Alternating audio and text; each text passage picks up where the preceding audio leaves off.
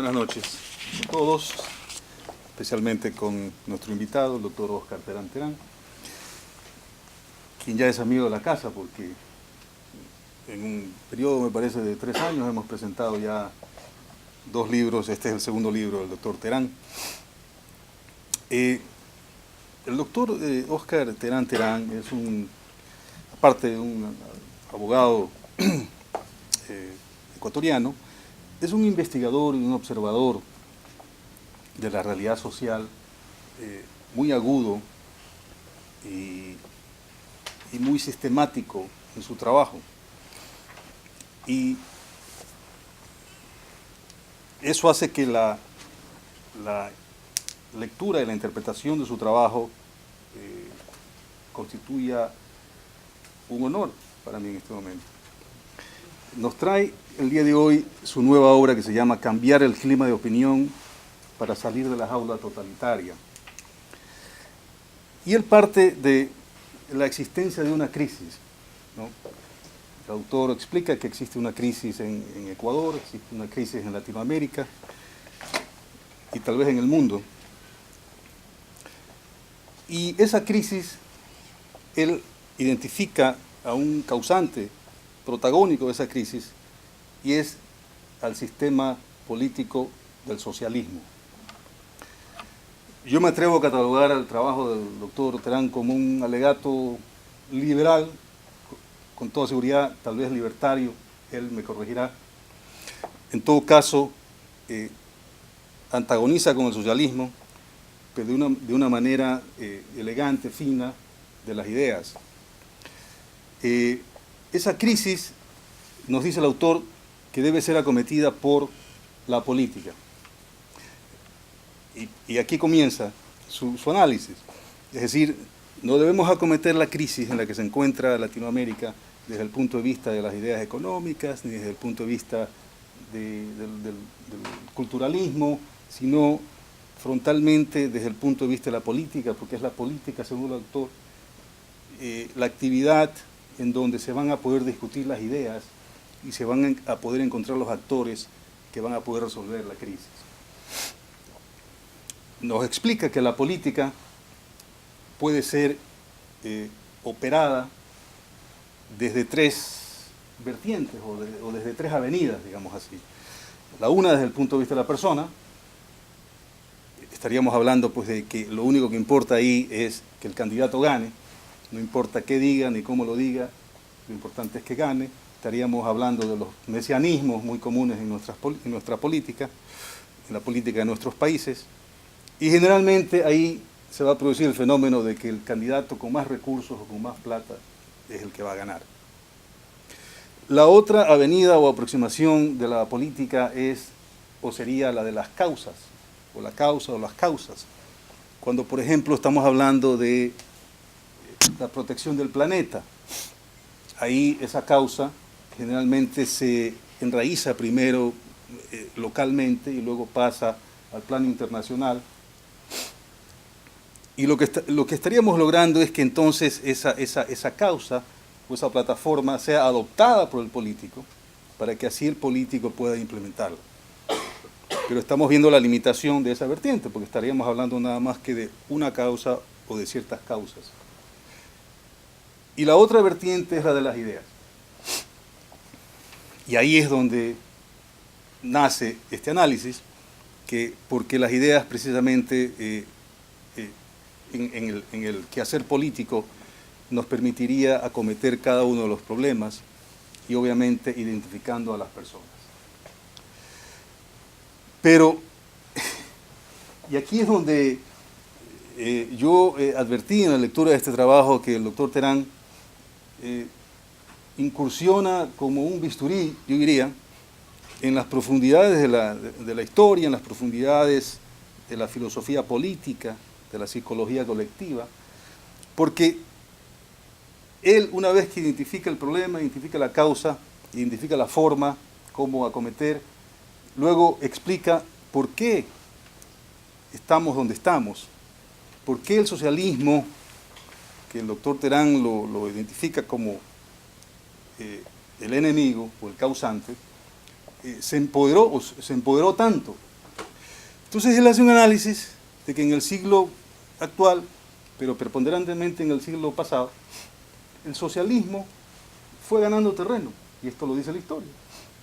Pero él identifica a los errores del liberalismo y del conservadorismo en el sentido de que no enfrentaron al socialismo como debieron haberlo enfrentado, es decir, frontalmente, sino que tal vez se sintieron intimidados y comenzaron a tomar matices. Se volvieron un poco rosados y luego terminaron, y pues de ahí vinieron la socialdemocracia, nos dice el doctor Terán, la democracia cristiana, inclusive por ese conservadorismo tímido vinieron las ideas de liberales de la iglesia, pero no fueron ni lo uno, en un momento dado no fueron ni lo uno ni lo otro, dejaron de ser liberales, dejaron de ser conservadores, pero tampoco eran socialistas, eran social confundidos, como nos dice el doctor Terán por ahí, en sus páginas. Entonces, luego él entra ya en el análisis de cómo sucedió esto.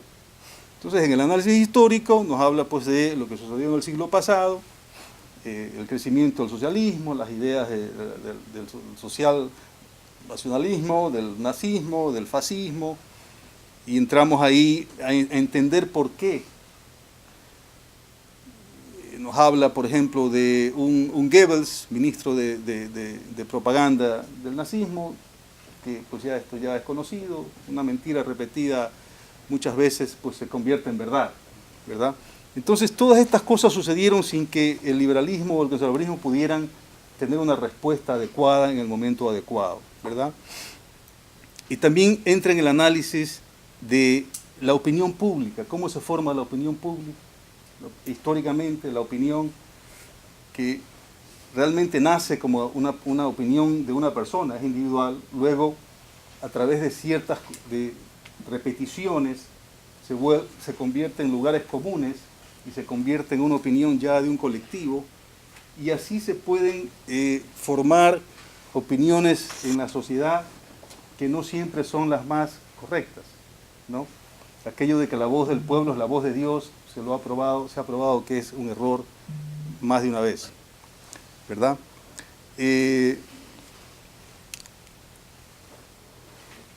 Hasta que finalmente, en cuanto al ya entrar al cambio de opinión, nos habla de la ventana de Overton, el doctor Terán.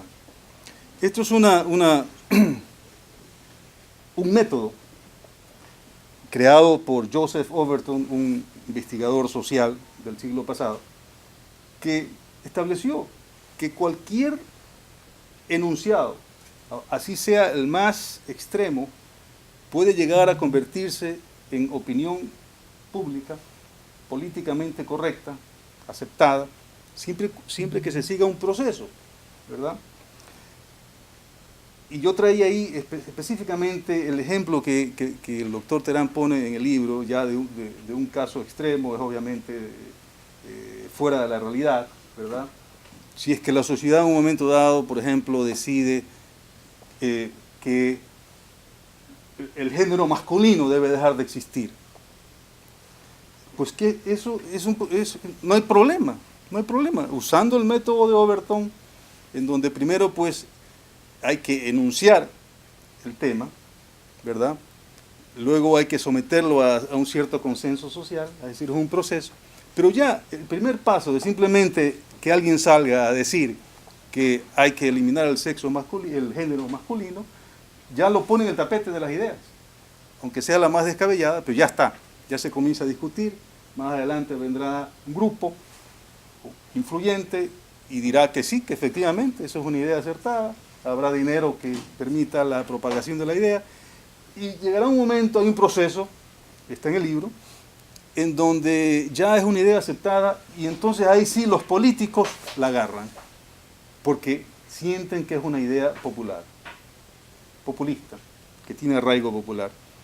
Y así entonces llegará el momento en que se puede convertir en ley el concepto de que hay que eliminar el género masculino, ¿verdad?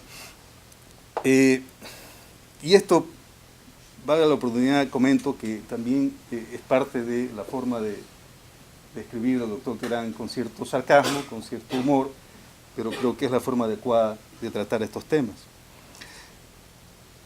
El análisis del doctor Terán es extenso, profundo, también nos trata de explicar por qué ciertos grupos de la sociedad, como los indígenas, las mujeres, los jóvenes, que son tan importantes, sin embargo, son como una energía desperdiciada, ¿no?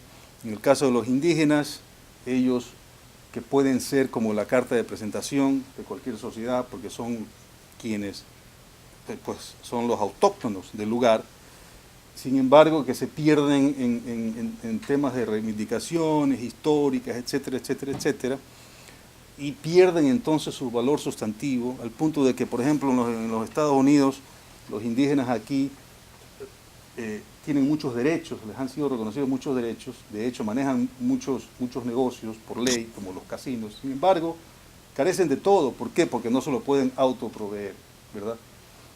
En el caso del tema de las mujeres que hace 100 años no hubiéramos soñado que las mujeres pudieran votar, que pudieran hacer ciertas actividades, ciertos trabajos que actualmente eso es común. Sin embargo, en opinión del doctor Terán, también el tema se ha convertido en una reivindicación de género y dejan ellas de ser protagonistas de la política como deberían serlo, y menciona inclusive el caso de mujeres icónicas en la política mundial del último siglo, como por ejemplo Indira Gandhi, Golda Meir, Margaret Thatcher, inclusive Angela Merkel, la actual canciller alemana. Y en el caso de los jóvenes, pues también el análisis un poco prosigue, es hasta risible en el sentido de qué le pasa a los jóvenes de ahora, ¿no? Jóvenes de ahora que tienen toda la información del mundo, que saben más que sus padres, ¿verdad? A diferencia de nuestra realidad, cuando nuestros padres sabían más que nosotros, por la experiencia, por lo que habían vivido actualmente, por los medios que se manejan, resulta que un joven tiene en realidad más información en el cerebro que sus padres. Sin embargo, de alguna manera también no se asientan, no asumen el rol que deberían tomar de guías en la sociedad en la que viven, sino que andan por ahí metidos en su burbuja, no se acoplan. Y finalmente suceden cosas como lo que sucedió en nuestros países en las últimas revueltas callejeras, en donde los jóvenes, especialmente en Chile y en Ecuador, salieron a destruir por destruir, y demostraron un estado de ignorancia y un estado de falta de conocimiento que nos dejó en shock a todo el mundo, porque pensábamos que la juventud estaba más preparada en nuestros países, y nos dimos cuenta que no. Ese es, en pocas palabras, el resumen del trabajo del doctor Terán. Es un trabajo, plantea muchas ideas, personalmente coincido con muchas, con unas pocas, no me suscribo a unos cuantos criterios del doctor Terán, pero sin embargo he disfrutado la lectura, he aprendido mucho, y es más, me he quedado con ganas de más del doctor Terán, porque pienso que esta es definitivamente la forma de plantear estos temas, es decir, sin satanizar a nadie, sin tomar partido, ¿verdad? Es decir, antagonizando, sí, como en el caso de este estudio, que antagoniza frontalmente con el socialismo, pero buscando las causas y, consecuentemente, los remedios para que esto no vuelva a suceder. De tal forma que le agradezco, doctor, por su trabajo, lo felicito y espero que nos regale pronto otro trabajo, otro estudio de su parte.